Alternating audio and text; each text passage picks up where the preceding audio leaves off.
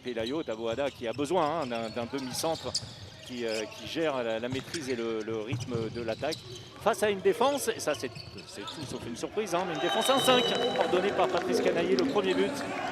Grande possibilité de briller offensivement, mais alors avec le kung-fu, c'est bien fait, regardez, voilà. C'est très bien vu. Et derrière Pelayo pour la conclusion. Regardez ce départ canon de la part de l'USDK. Taboada avec Crépel qui va au combat, se libérer et derrière.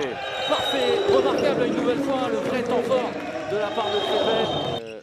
Le croisé sans ballon, Crépel Pelayo, derrière le jump. C'est tenu derrière, superbe. Le déménageur, Gabriel Niembo.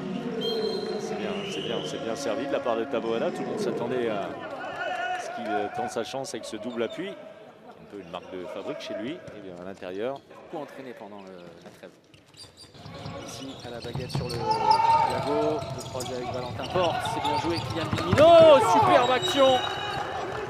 Dans sa partie, qui a été attrapé une ou deux fois par Gabriel Niembo et qui a sorti les ballons de manière juste. On l'a vu servir.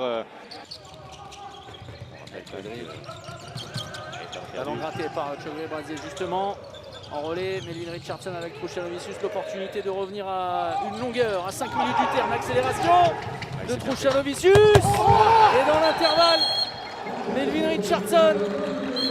Attention à ces erreurs de la part de Dunkerque. Pays cache juste après, au-delà de l'hésitation. Et attention à cette entame de... Elle est belle, magnifique seconde cette période passe. Et la conclusion parfaite également de Pélas. Et les Montpelliérains qui reviennent sur le terrain comme ils l'avaient laissé en fin de première période. USDK, version début de rencontre.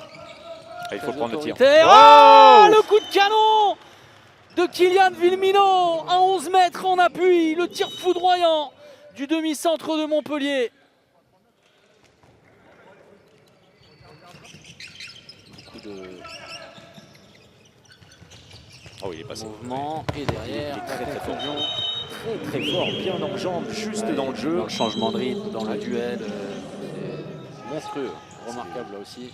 Très bon Melvin aujourd'hui, et de Patrick Casal, qui était clairement une demande de, mais une demande de remobilisation générale.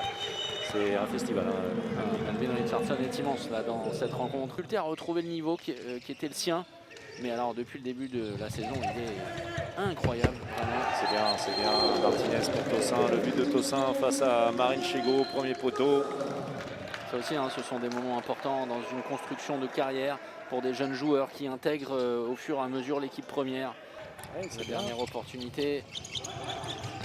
Le dernier but inscrit par Gabin Martinez comme un symbole, cette jeunesse de l'USDK qui aura regardé à un moment, longtemps même, le MHB dans les yeux, mais Montpellier était trop fort.